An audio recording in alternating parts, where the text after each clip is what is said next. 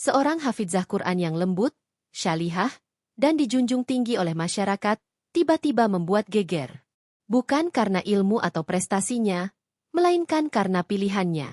Ia jatuh cinta pada seorang lelaki pangjalanan, bertato, berantakan, dan jauh dari agama. Ayahnya murka, masyarakat mencibir. Namun, siapa sangka, saat pernikahan berlangsung dan mahar dibuka, semua orang terdiam.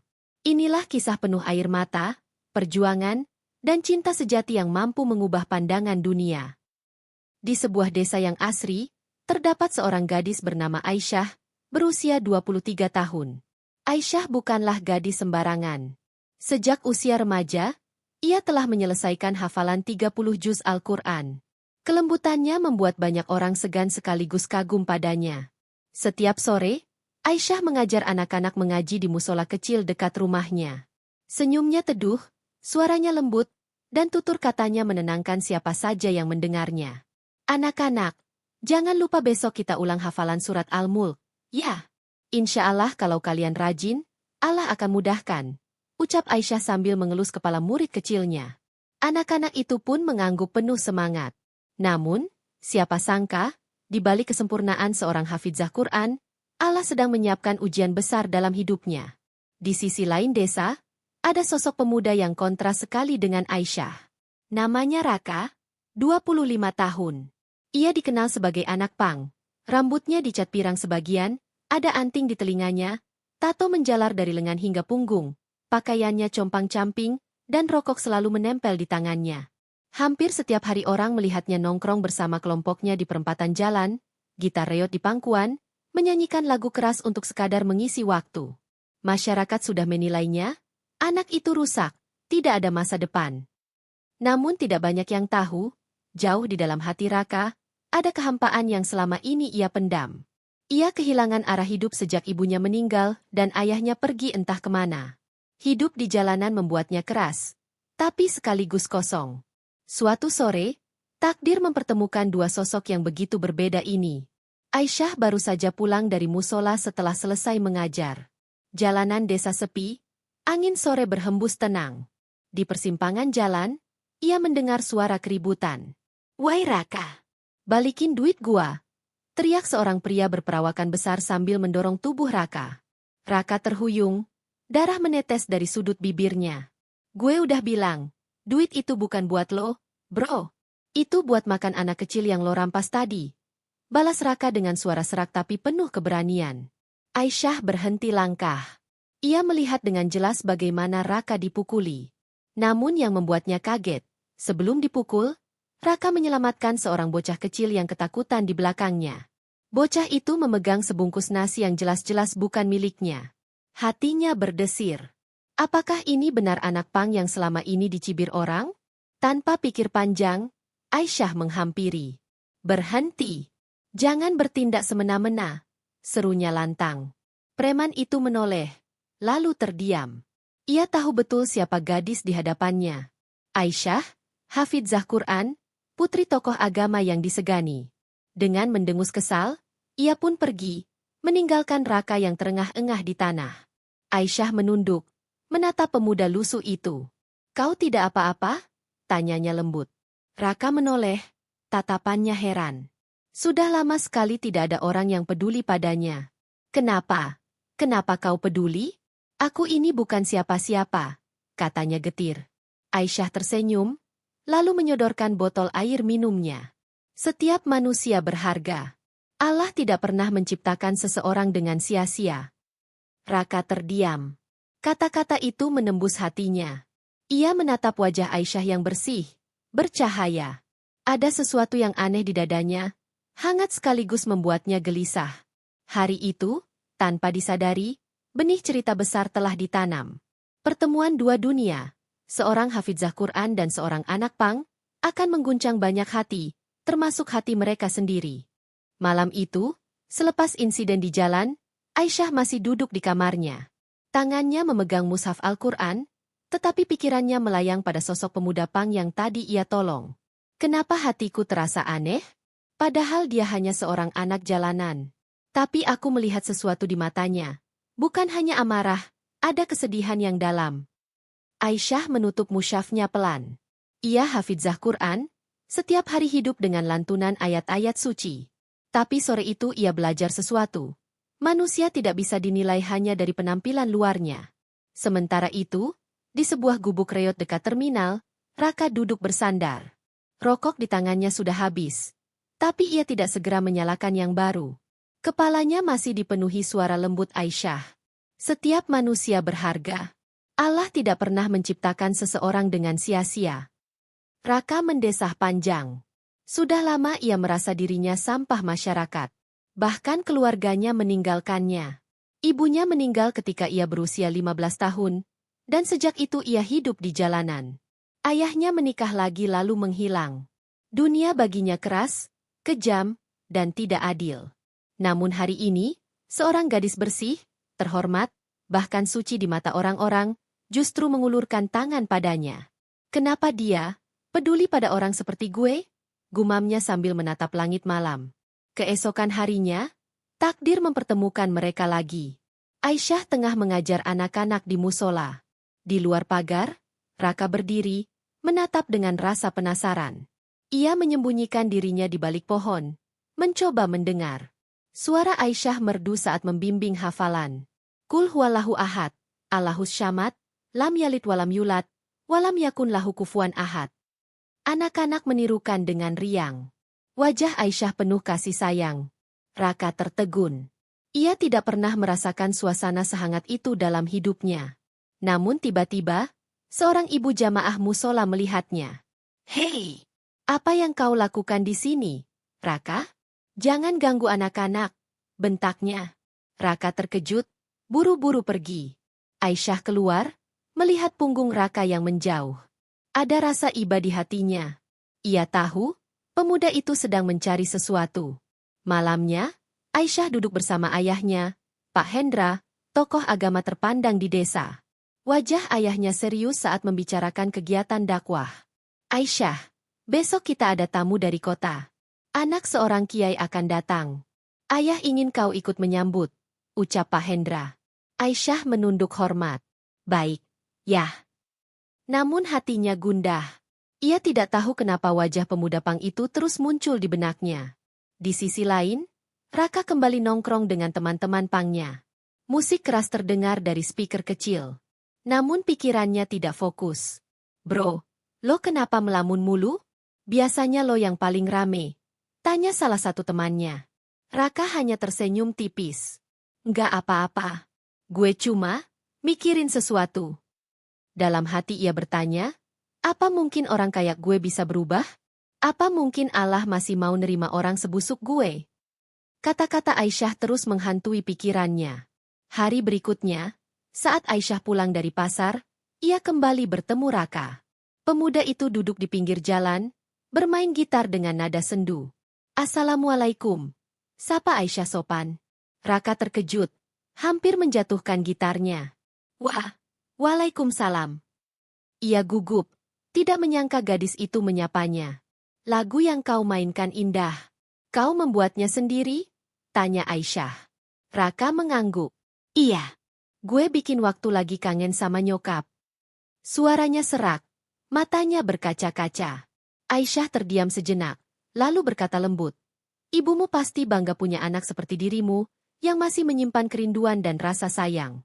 Jangan pernah merasa sendirian." Raka menunduk, dadanya sesak. Baru kali ini ada yang menilai dirinya dengan baik. Hari-hari berikutnya, pertemuan mereka semakin sering. Kadang Aisyah sengaja membawakan makanan kecil saat melewati jalan tempat Raka nongkrong. Kadang Raka diam-diam mengantar Aisyah pulang dari musola, meski dari kejauhan. Hubungan itu sederhana, tapi perlahan menumbuhkan sesuatu yang tidak bisa mereka bantah, rasa nyaman. Aisyah mulai melihat kebaikan yang tersembunyi dalam diri Raka. Sedangkan Raka mulai menemukan alasan untuk percaya lagi pada hidup. Namun, kedekatan dua insan ini tidak luput dari pandangan masyarakat. Bisik-bisik mulai terdengar. Gadis Hafizah itu kok dekat dengan anak pang jalanan? Jangan-jangan dia terpengaruh. Wah, ini bisa jadi aib bagi keluarganya. Kabar itu akhirnya sampai juga ke telinga Pak Hendra. Wajahnya berubah tegang. "Besok, Aisyah, kita bicara serius. Ayah ingin tahu apa yang sebenarnya terjadi, ucapnya dengan nada berat. Aisyah terdiam. Ia tahu, badai besar akan segera datang. Pagi itu udara desa terasa lebih segar dari biasanya. Aisyah duduk di teras rumah sambil membaca Al-Quran. Suaranya lembut, mengalun pelan hingga terdengar oleh orang-orang yang lewat di jalan depan rumah. Namun di balik semangat tilawahnya, hatinya sedang kacau. Malam tadi ayahnya berbicara dengan nada keras. Aisyah, ayah dengar kau sering terlihat dengan anak pang bernama Raka. Benarkah itu? Aisyah menunduk. Ia tidak bisa berbohong. Iya, ya. Tapi dia orang baik. Dia hanya belum menemukan jalannya. Pak Hendra menghela napas panjang, menatap putrinya dengan tajam. Kau hafizah Quran, Aisyah. Orang-orang menaruh harapan dan hormat padamu. Bagaimana mungkin kau bergaul dengan lelaki seperti itu? Apa kau ingin nama baik keluarga hancur? Hati Aisyah perih mendengarnya. Ia tidak bermaksud membuat keluarganya malu. Tetapi ia juga tidak bisa menutup mata pada kebaikan yang ia lihat dalam diri Raka. Di sisi lain, Raka duduk di bawah pohon besar dekat pasar. Ia menatap gitar bututnya, kemudian menatap langit. Kata-kata Aisyah terus terngiang di telinganya.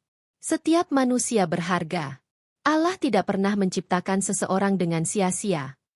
Ia mulai berpikir, apa mungkin gue bisa berubah? Apa mungkin gue bisa hidup lebih baik kalau gue sungguh-sungguh? Untuk pertama kalinya dalam hidupnya, Raka mencoba mendekati masjid.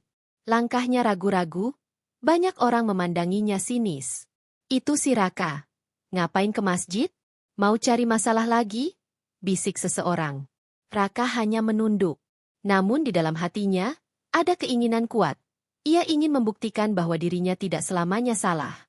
Sore itu, Aisyah kembali mengajar anak-anak di musola. Setelah kelas selesai, ia kaget melihat Raka duduk di tangga musola, menunggu dengan canggung. Ah, Aisyah, ucap Raka pelan. Aku boleh belajar? Ngaji dari kamu. Aisyah tertegun. Matanya berbinar, tak percaya mendengar permintaan itu. Benarkah? Kau sungguh-sungguh ingin belajar?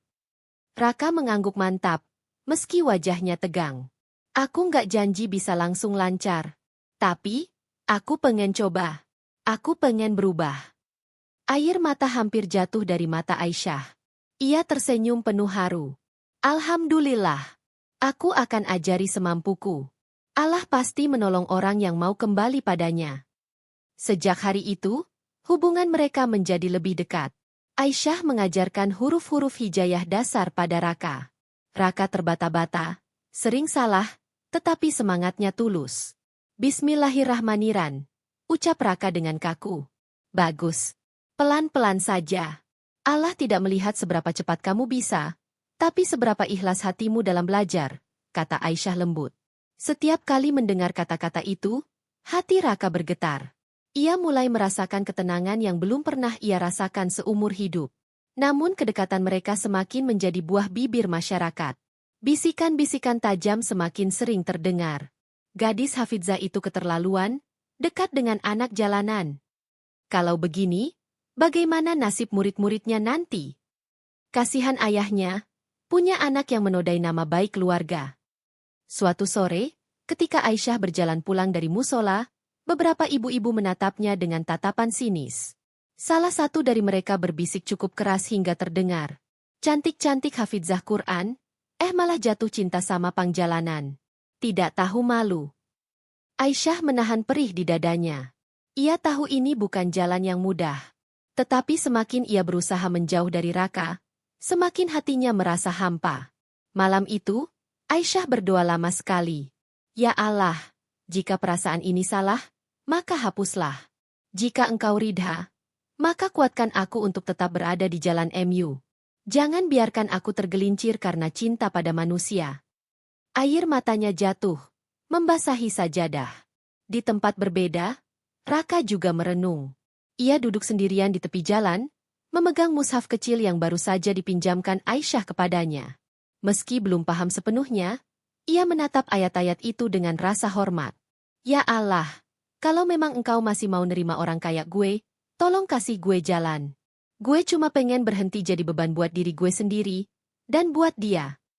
Keesokan harinya, Raka memberanikan diri bicara pada Aisyah. Aisyah, aku tahu aku bukan orang baik. Tapi aku pengen serius. Aku pengen jadi orang yang pantas di samping kamu. Aisyah menatapnya, wajahnya memerah. Hatinya bergetar, antara bahagia sekaligus takut. Raka, aku tidak tahu harus berkata apa. Tapi aku percaya setiap orang bisa berubah. Jika niatmu sungguh-sungguh, aku akan menemanimu, sebatas yang Allah izinkan. Mata Raka berkaca-kaca. Ia tahu, perasaannya sudah terlalu dalam. Dan kini, benih cinta itu mulai tumbuh dengan nyata. Namun badai belum selesai. Dari kejauhan, tanpa mereka sadari, seorang jamaah musola melihat percakapan itu. Ia bergegas pulang, membawa kabar yang akan segera sampai ke telinga Pak Hendra. Hari itu matahari terasa lebih terik dari biasanya. Angin yang biasanya sejuk, kini seakan membawa kegelisahan. Raka berdiri di depan cermin reot di kamarnya. Ia merapikan rambutnya, yang kini mulai dipotong lebih pendek. Kaos lusuh diganti dengan kemeja sederhana. Walau tato di lengannya masih jelas terlihat, ia berusaha menampilkan sisi terbaik dirinya.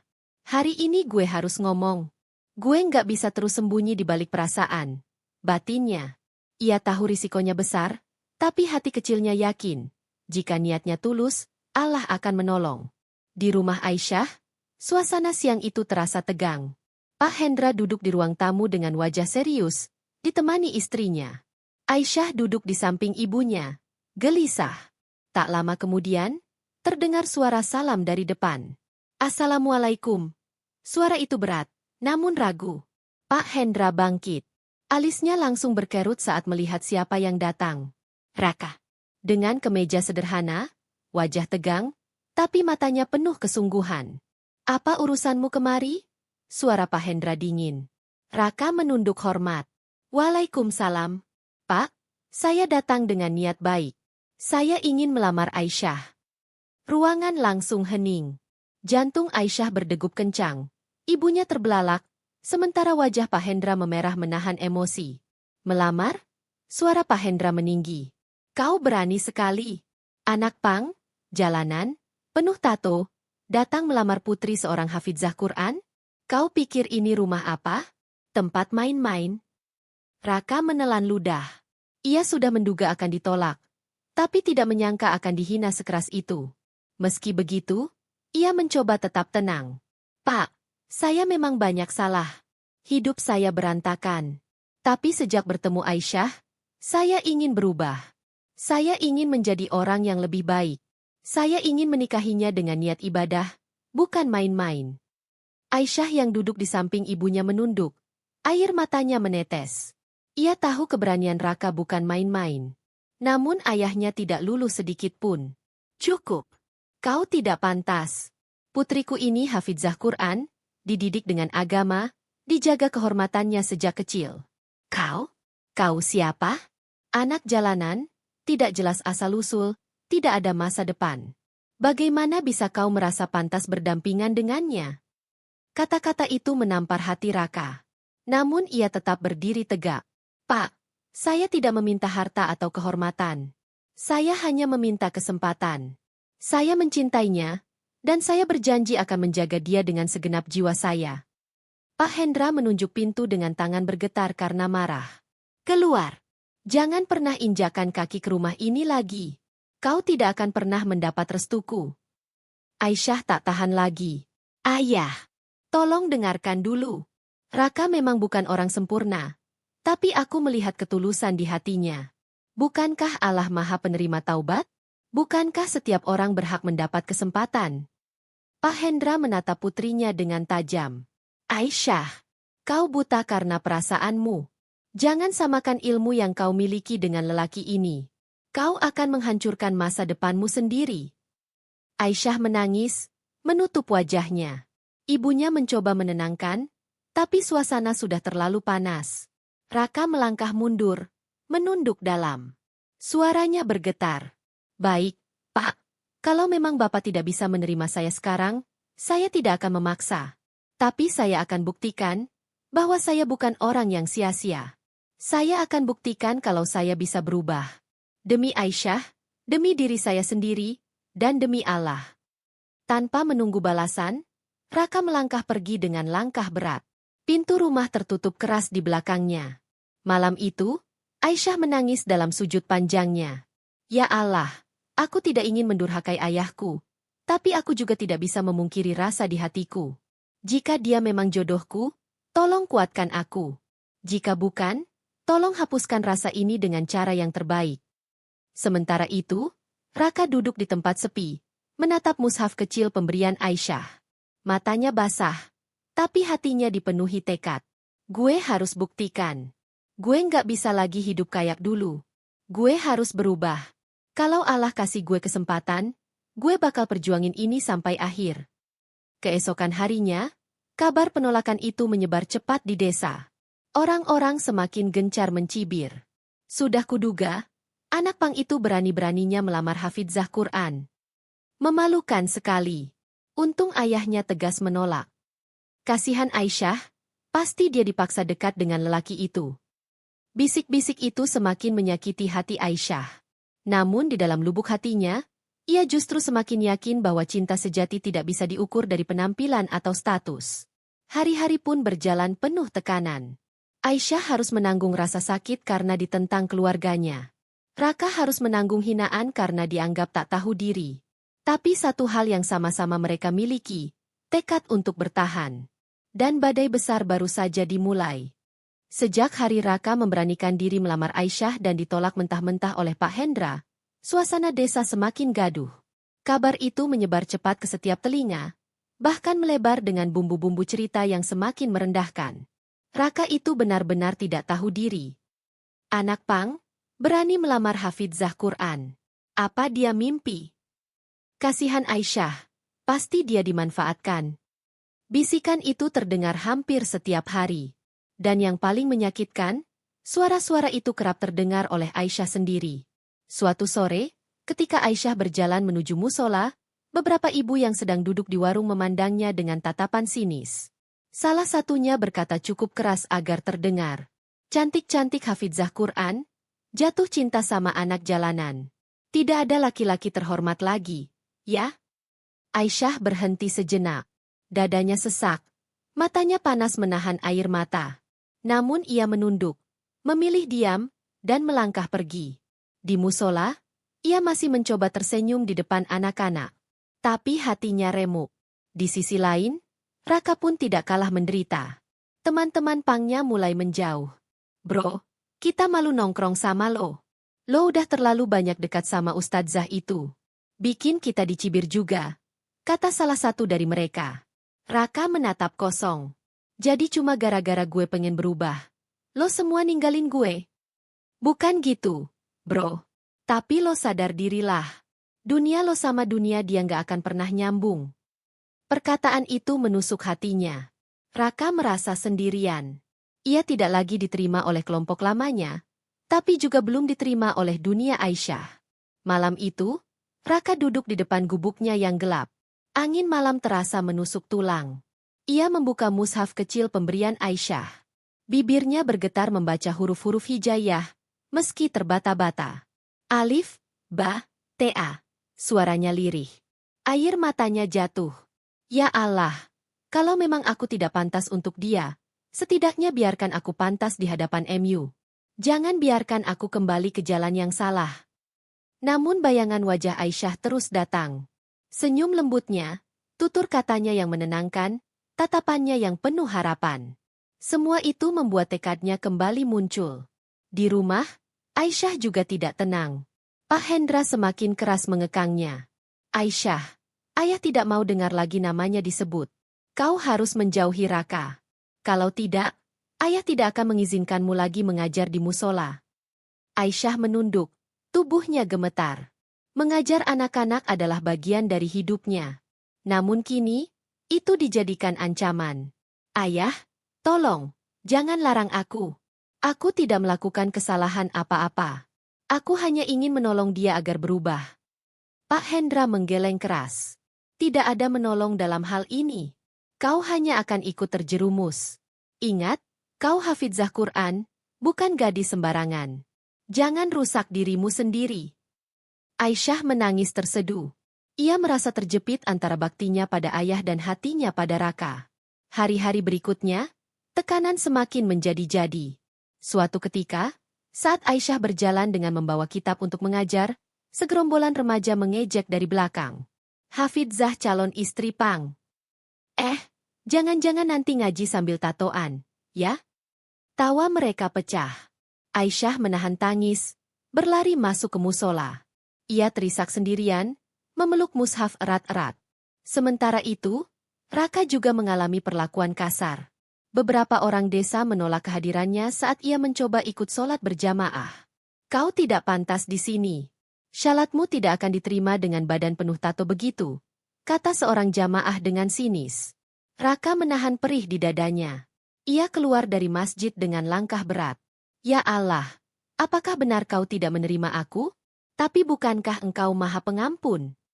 Di tengah semua tekanan itu, ada satu hal yang membuat mereka bertahan. Pertemuan singkat di jalan. Suatu sore, Aisyah bertemu Raka di dekat sungai. Wajahnya pucat, matanya sembab karena sering menangis. Aisyah, suara Raka lirih. Aisyah menatapnya, matanya juga basah. Raka, aku lelah. Semua orang membenciku. Ayahku juga menolakku. Aku tidak tahu harus bagaimana. Raka mendekat, menatapnya dengan serius. Dengar, aku juga hampir menyerah. Tapi kalau aku berhenti sekarang, aku sama saja dengan yang mereka bilang, pecundang. Aku nggak mau jadi pecundang. Aisyah, aku mau berubah. Buat aku, kamu bukan cuma orang yang aku cintai. Kamu alasan aku hidup lebih baik. Air mata Aisyah jatuh deras. Raka, aku takut. Aku takut kehilangan segalanya. Raka mengusap wajahnya sendiri yang basah. Kalaupun semua orang meninggalkan kita, aku janji, aku akan tetap ada. Tapi aku mohon, jangan berhenti percaya sama aku. Hening. Hanya suara aliran sungai yang menemani mereka. Untuk pertama kalinya, Aisyah mengangguk pelan. Aku percaya padamu, Raka. Namun keyakinan itu hanyalah permulaan dari badai yang lebih besar. Hinaan masyarakat semakin keras, tekanan keluarga semakin berat, dan perjalanan menuju kebahagiaan terasa semakin jauh. Tapi justru di titik inilah cinta mereka ditempa. Mereka tidak tahu, ujian besar berikutnya akan menentukan segalanya. Malam itu, Aisyah berlama-lama di kamar setelah selesai sholat tahajud. Wajahnya pucat, matanya sembab, tapi ada cahaya tekad yang berbeda. Ia menatap mushaf yang selalu ia peluk, lalu berbisik lirih. Ya Allah, jika ini jalan MU, aku akan jalani. Aku tahu ayahku kecewa, aku tahu orang-orang akan terus menghina. Tapi aku yakin, engkau tidak menilai dari masa lalu seseorang, melainkan dari ketulusan hatinya untuk berubah. Air matanya menetes lagi, tapi senyumnya tipis. Malam itu ia membuat keputusan besar. Ia akan menerima Raka sebagai suaminya, apapun risikonya. Keesokan harinya, Aisyah menemui Raka di sebuah tempat sepi dekat kebun bambu. Wajahnya serius. Raka, yang biasanya terlihat ragu dan rendah diri, tampak terkejut melihat sorot mata Aisyah. Raka, ucap Aisyah, aku sudah memikirkannya. Aku tidak bisa lagi hidup dalam keraguan. Aku tahu semua orang menentang kita, tapi aku percaya kamu bisa berubah. Aku ingin menikah denganmu. Raka terdiam. Dadanya bergetar hebat. Aisyah, apa kamu yakin? Kamu berani melawan semua orang demi aku. Aisyah menatapnya dengan air mata. Aku tidak melawan siapapun, Raka. Aku hanya ingin taat pada Allah dan mengikuti kata hatiku. Kalau aku memilihmu, itu karena aku percaya Allah bisa mengubah siapa saja, termasuk kamu. Raka terisak. Kedua tangannya gemetar. Ia memegang tangan Aisyah dengan penuh hormat. Aku janji, Aisyah. Aku akan jadi suami yang menjaga kamu, bukan menghancurkan kamu. Aku janji, aku akan berusaha jadi orang yang pantas untukmu. Mereka berdua menangis. Namun di balik tangis itu lahirlah sebuah tekad. Mereka akan menikah, meski dunia menolak. Kabar itu tidak butuh waktu lama untuk sampai ke telinga Pak Hendra. Saat Aisyah pulang ke rumah, ayahnya sudah menunggu di ruang tamu dengan wajah merah padam. Aisyah, suaranya menggelegar. Apa yang kudengar dari orang-orang? Kau benar-benar ingin menikah dengan anak pang itu? Aisyah terdiam, mencoba mengumpulkan keberanian. Iya, ayah. Aku sudah memutuskan. Aku ingin menikah dengannya. Tidak, bentak Pak Hendra, menghentakkan meja hingga gelas berguncang. Selama aku masih hidup, kau tidak akan menikah dengan dia. Kau mau mempermalukan keluarga ini? Kau mau mencoreng nama baikku? Aisyah menahan air mata. Ayah, aku mohon, lihatlah niatnya. Dia sudah berusaha berubah. Bukankah Islam mengajarkan untuk memberi kesempatan pada orang yang bertaubat? Pak Hendra menatap tajam, napasnya memburu. Cukup. Kau pikir aku akan menyerahkan putri yang kusayangi, hafizah Quran, kepada seorang pemuda penuh tato, tidak jelas kerjaannya, dan hanya punya masa lalu hitam? Kau sudah buta karena perasaanmu. Aisyah menangis terseduh. Ibunya mencoba menenangkan, tapi Pak Hendra terlalu keras kepala. Di luar rumah, kabar rencana pernikahan itu semakin heboh. Orang-orang membicarakan dengan nada sinis. Benar-benar gila. Hafizah Quran menikah dengan anak pang. Tidak salah lagi, anak itu pasti mengincar sesuatu. Kasihan ayahnya, pasti malu besar. Namun Aisyah dan Raka tidak goyah. Mereka memilih jalannya sendiri. Raka mulai bekerja serabutan untuk menabung sedikit demi sedikit. Ia membantu tukang bangunan, memikul pasir, meski tenaganya terkuras habis. Setiap kali lelah, ia teringat janji pada Aisyah. Gue harus buktikan, gue bukan laki-laki yang sia-sia.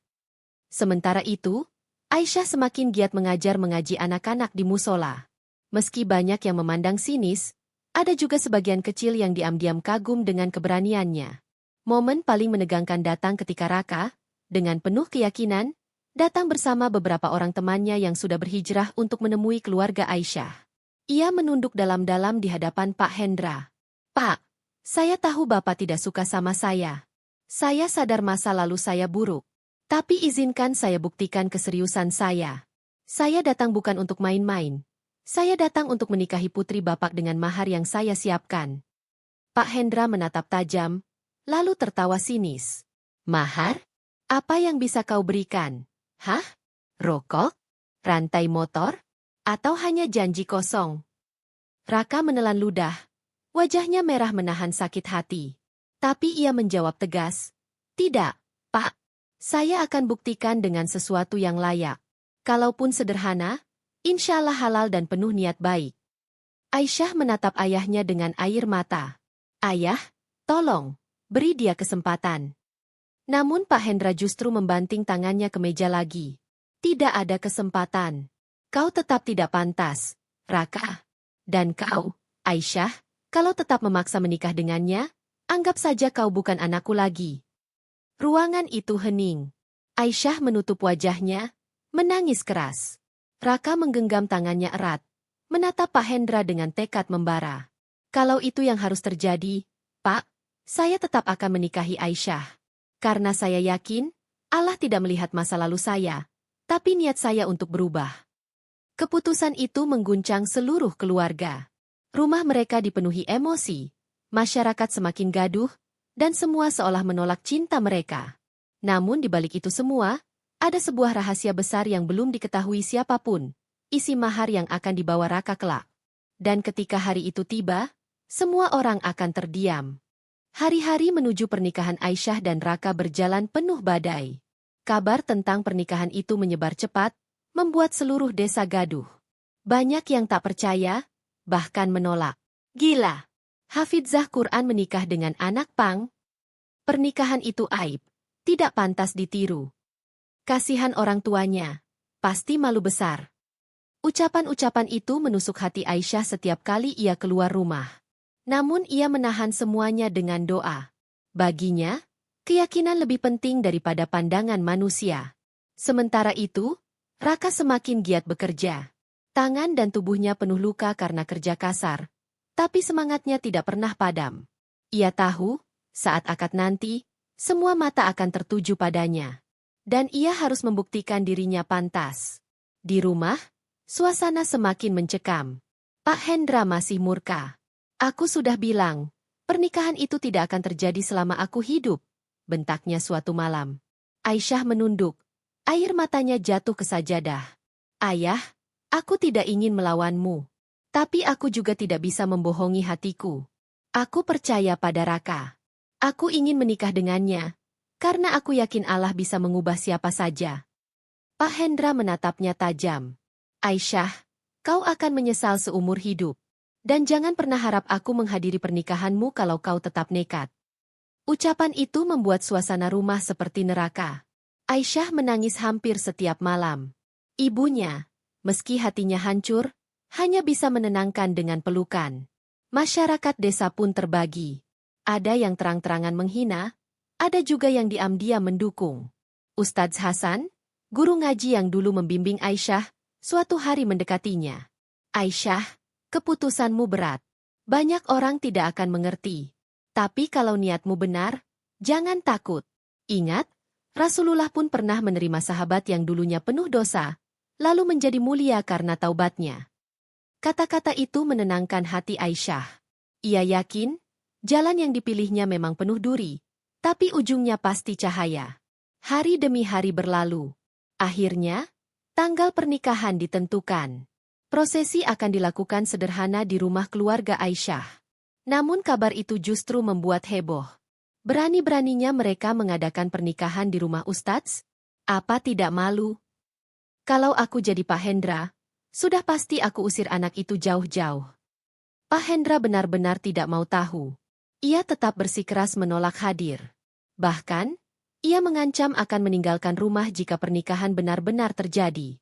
Kalau kau tetap menikah, jangan panggil aku ayah lagi, katanya dengan nada penuh amarah. Aisyah hanya bisa menangis. Hatinya terbelah antara bakti pada ayah dan cintanya pada Raka. Namun ia yakin, memilih Raka bukan berarti meninggalkan ayahnya, melainkan mengikuti takdir Allah yang sudah tertulis. Di sisi lain, Raka juga menghadapi tekanan. Beberapa teman lamanya kembali mencemooh. Lo pikir lo bisa jadi suami Ustadzah? Dunia lo nggak bakal cocok. Rak, bentar lagi lo pasti ninggalin dia. Percuma. Raka menggertakkan gigi. Dulu gue mungkin sampah. Tapi sekarang gue punya tujuan. Gue nggak peduli lo semua bilang apa. Gue akan tetap nikahin Aisyah. Hatinya berkobar. Ia tidak lagi goyah. Malam menjelang akad, suasana rumah Aisyah penuh ketegangan. Aisyah duduk dengan gaun putih sederhana. Wajahnya pucat, tapi matanya penuh tekad. Ibunya menemaninya dengan air mata haru. Aisyah, ibu tahu ini berat. Tapi kalau ini jalanmu, ibu hanya bisa berdoa agar Allah menjagamu. Ucap ibunya sambil menggenggam tangan putrinya erat. Aisyah tersenyum tipis. Ibu, doakan aku kuat. Aku ingin membuktikan kalau cinta bisa jadi jalan menuju kebaikan. Keesokan harinya, akad nikah pun digelar. Rumah sederhana itu dipenuhi tamu. Sebagian datang hanya untuk melihat aib itu secara langsung. Bisikan-bisikan sinis terdengar di antara kerumunan. Itu dia anak pungnya. Lihat, tato masih jelas. Astagfirullah, tidak pantas sekali. Kita lihat saja, apa yang dia jadikan mahar. Jangan-jangan barang murahan. Raka masuk dengan langkah tegas. Wajahnya tenang meski hatinya berdegup kencang. Ia memakai kemeja putih bersih, rambut rapi, meski tato di lengannya tetap terlihat. Tapi sorot matanya berbeda. Kali ini penuh keyakinan. Di hadapan penghulu, saksi, dan semua tamu, ia duduk bersila, siap mengucapkan ijab kabul. Namun kursi di samping Ibu Aisyah kosong. Pak Hendra benar-benar tidak datang. Aisyah menunduk, air matanya menetes. Meski hatinya hancur, ia tetap berdoa agar akad ini menjadi jalan kebaikan. Saat ijab kabul dibacakan, suasana rumah terasa tegang. Semua mata menatap Raka. Suaranya bergetar, tapi tegas. Saya terima nikahnya Aisyah binti Hendra, dengan mahar yang sudah saya siapkan, tunai karena Allah Ta'ala. Sah, suara saksi bersahutan. Ruangan bergemuruh. Ada yang bersorak lirih, ada yang berbisik sinis. Aisyah menangis bahagia, sementara Raka menunduk syukur. Namun suasana belum benar-benar reda. Karena ada satu hal yang belum ditunjukkan, isi mahar. Semua orang menunggu dengan penuh rasa ingin tahu. Bahkan yang mencibir pun mendadak diam. Penasaran. Apa yang akan diberikan seorang anak pang kepada seorang hafizah Quran? Rahasia itu akan segera terbuka, dan membuat semua orang terdiam. Suasana rumah itu hening setelah ucapan ijab kabul dinyatakan sah. Aisyah resmi menjadi istri Raka. Beberapa tamu berbisik lirih, sebagian menggeleng tidak percaya, sebagian lain justru menatap dengan rasa ingin tahu. Namun yang paling ditunggu belum juga terjadi, mahar. Di hadapan penghulu, sebuah kotak kayu sederhana diletakkan.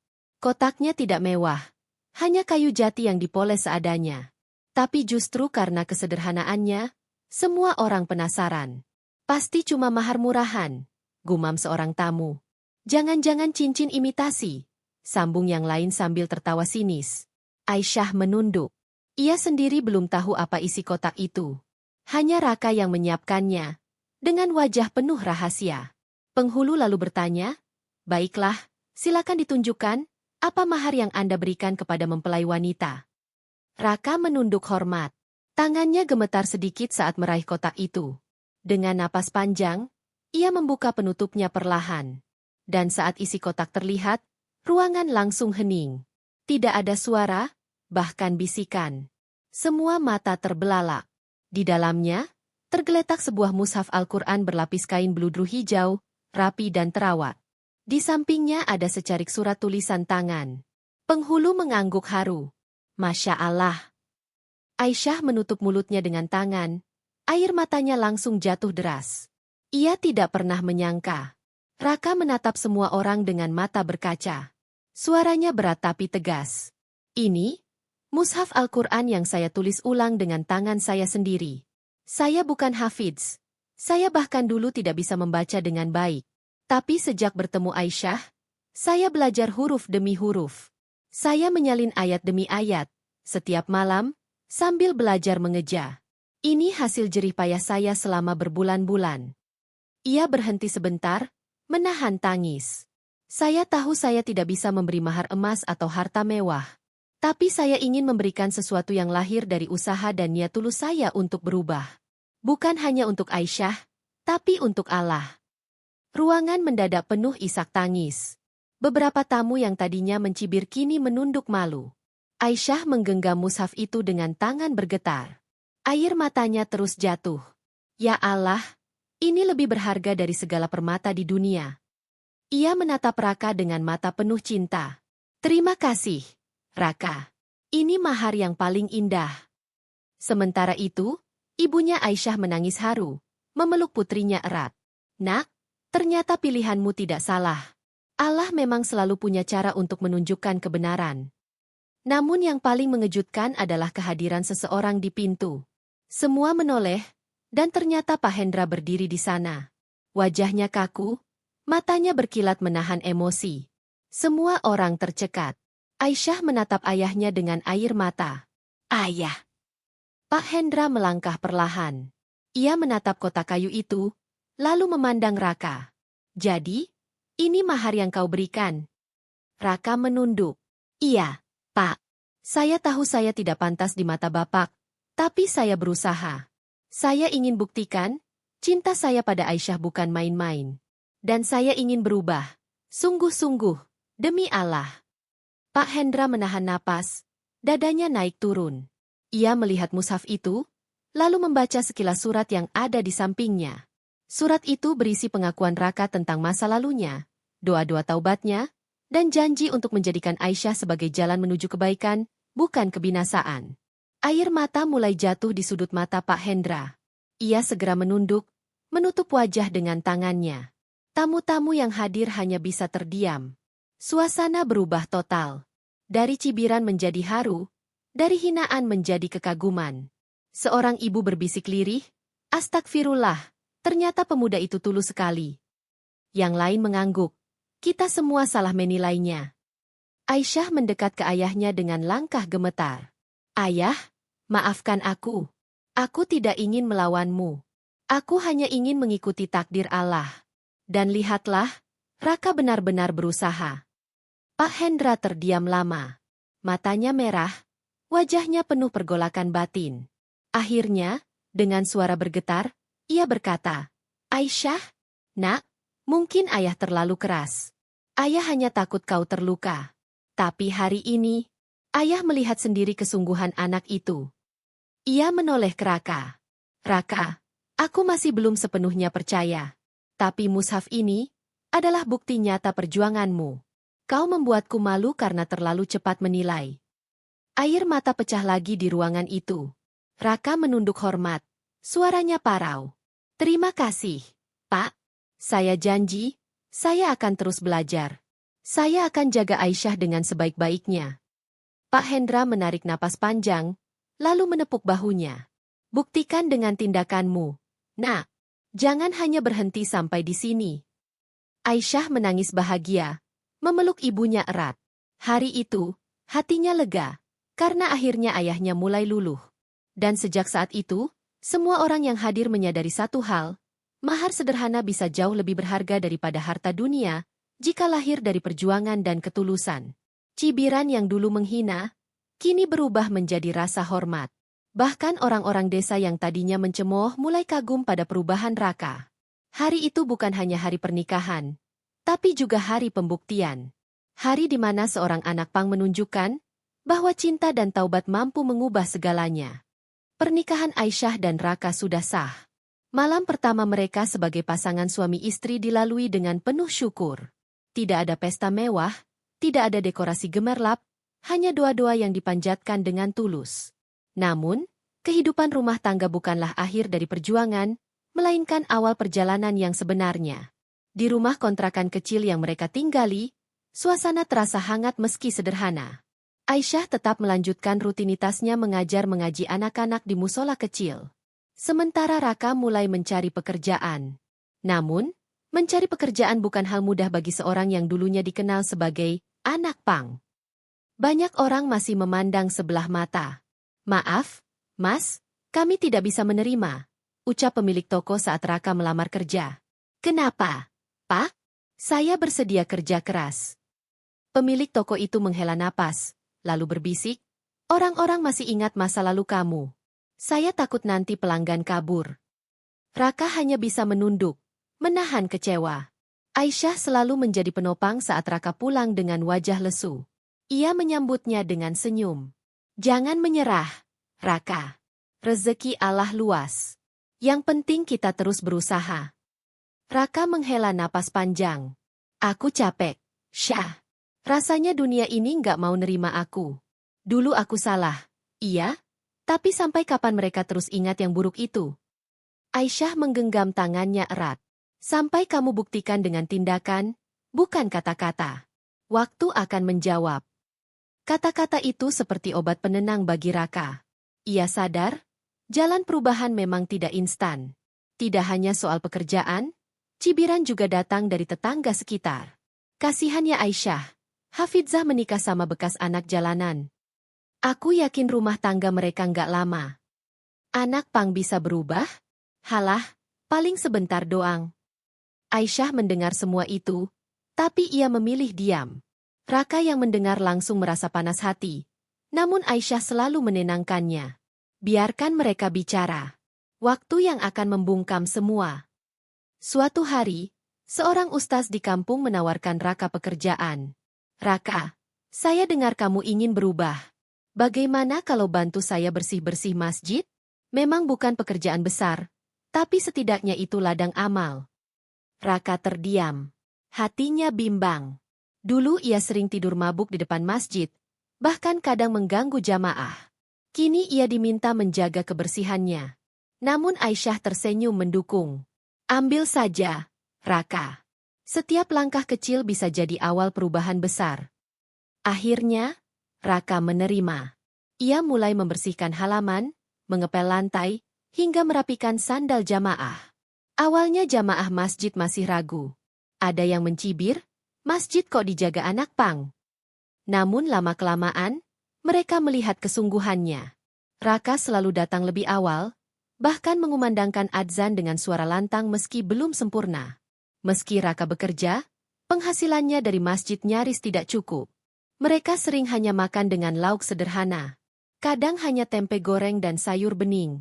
Suatu malam, Raka menatap Aisyah dengan mata berkaca. Syah, aku malu. Aku nggak bisa kasihmu kehidupan layak. Kamu pantasnya dapat yang jauh lebih baik. Aisyah tersenyum lembut. Raka, aku menikah bukan karena harta. Aku menikah karena yakin kamu bisa jadi imamku. Hidup sederhana denganmu jauh lebih indah daripada mewah tapi tanpa keberkahan. Kata-kata itu membuat dada Raka terasa hangat. Ia berjanji pada dirinya sendiri. Suatu hari, ia akan membuat Aisyah bangga. Perlahan, masyarakat mulai melihat perubahan Raka. Anak-anak kecil yang dulu takut padanya, kini justru menyapanya ramah saat ia menyapu halaman masjid. Bang Raka, boleh bantuin main bola nggak? Raka tersenyum, ikut bermain, dan ternyata ia pandai bergaul dengan anak-anak. Ustaz yang memberinya pekerjaan tersenyum bangga. Masya Allah, lihatlah, bahkan anak-anak sudah percaya padamu. Hari-hari terus berlalu. Raka semakin giat bekerja dan mengabdi di masjid. Selain membersihkan, ia juga mulai diajari ustaz untuk menjadi muadzin dan membantu mengajar anak-anak mengaji dasar. Meski bacaannya belum sempurna, kesungguhannya menyentuh hati banyak orang. Orang-orang yang dulu mencibir perlahan berubah kagum. Bahkan sebagian pemuda kampung yang sebelumnya malas datang ke masjid, kini ikut hadir karena melihat perubahan Raka. Kalau Raka saja bisa berubah, kenapa kita tidak? Ucap salah satu pemuda, membuat banyak orang mengangguk setuju. Nama Raka yang dulu identik dengan kenakalan, kini perlahan disandingkan dengan kata taubat. Suatu sore, Raka sedang mengepel lantai masjid. Bajunya basah oleh keringat, tangannya kotor karena debu. Saat itu, seseorang datang mendekat. Raka mendongak, dan matanya membelalak. Pak Hendra. Ayah Aisyah berdiri di sana, dengan wajah yang sulit ditebak. Raka buru-buru berdiri, menunduk dalam-dalam. Ayah, Pak.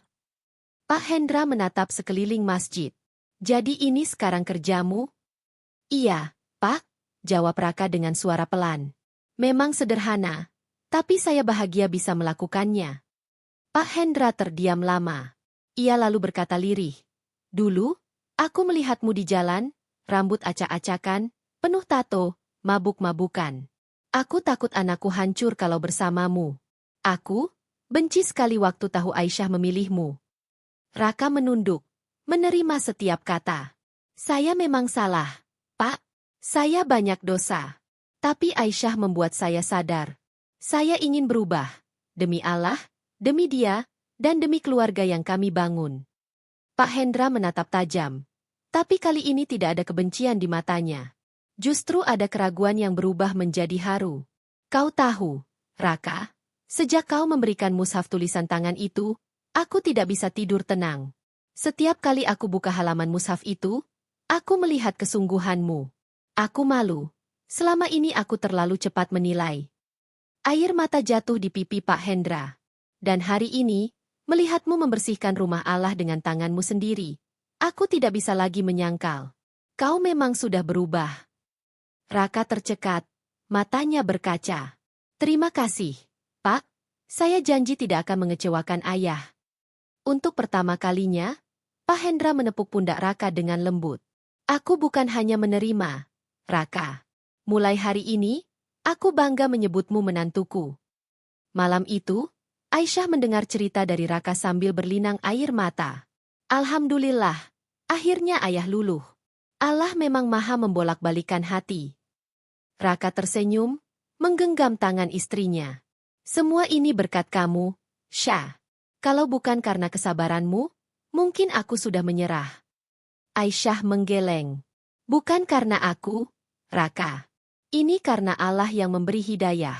Aku hanya menemanimu di jalan itu. Mereka berdua berpelukan dalam hangatnya malam. Di balik kesederhanaan, mereka merasa menjadi pasangan paling beruntung di dunia. Seiring waktu, masyarakat mulai menghormati Raka. Ia bahkan dipercaya menjadi ketua pemuda masjid. Anak-anak muda yang dulu sering nongkrong di jalan, kini memilih belajar bersamanya. Bang Raka, ajarin kami cara ngaji dong, pinta salah satu dari mereka. Dengan senyum, Raka mengajari meski bacaannya belum sempurna. Pelan-pelan aja, jangan malu. Aku juga dulu belajar dari nol. Kehadiran Raka menjadi bukti nyata bahwa tidak ada manusia yang terlalu hina untuk kembali. Bahkan yang pernah terpuruk, bisa jadi inspirasi. Beberapa bulan kemudian, Aisyah dan Raka diundang dalam pengajian besar di kampung. Di hadapan ratusan jamaah, Pak Hendra berdiri, memegang mikrofon. "Saya ingin menyampaikan sesuatu," katanya dengan suara bergetar. "Dulu, saya menolak pernikahan putri saya dengan Raka. Saya merasa dia tidak pantas. Tapi Allah menunjukkan bahwa saya salah. Raka membuktikan dengan perubahan nyata, dengan taubat yang tulus, dan dengan cinta yang bersih." Pak Hendra menatap Raka yang duduk di samping Aisyah. "Hari ini, saya ingin mengatakan di depan semua orang, saya bangga padanya. Saya bangga punya menantu yang berjuang keras demi menjadi manusia lebih baik." Tepuk tangan dan takbir bergema di ruangan itu. Raka menunduk, menahan air mata, sementara Aisyah menggenggam tangannya erat. Malam itu, setelah acara selesai, Raka berdiri di depan masjid, menatap langit yang penuh bintang. Aisyah berdiri di sampingnya, tersenyum. "Dulu aku sering memandang bintang sambil mabuk," kata Raka lirih. "Sekarang, aku memandangnya sambil berdoa." Aisyah menatapnya penuh cinta. Itulah bedanya hidup tanpa arah, dan hidup dengan iman. Raka menghela napas panjang, lalu berkata mantap, "Aku janji, Syah. Aku akan terus berubah. Bukan hanya untukmu, bukan hanya untuk ayahmu, tapi untuk Allah. Semoga suatu hari aku bisa benar-benar layak menjadi imam untukmu."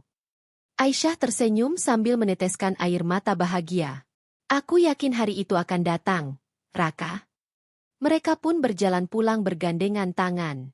Hidup mereka mungkin tidak mewah, tapi penuh dengan keberkahan. Dan kisah itu menjadi saksi bahwa Hafidz Quran yang pernah dihina karena menikahi anak pang, akhirnya membuktikan bahwa cinta, kesabaran, dan taubat tulus mampu mengubah segalanya. Pesan moral, jangan pernah menilai seseorang hanya dari masa lalunya. Hidayah Allah bisa datang kapan saja, kepada siapa saja. Cinta yang berlandaskan iman dan kesabaran bisa menjadi jalan perubahan terbesar.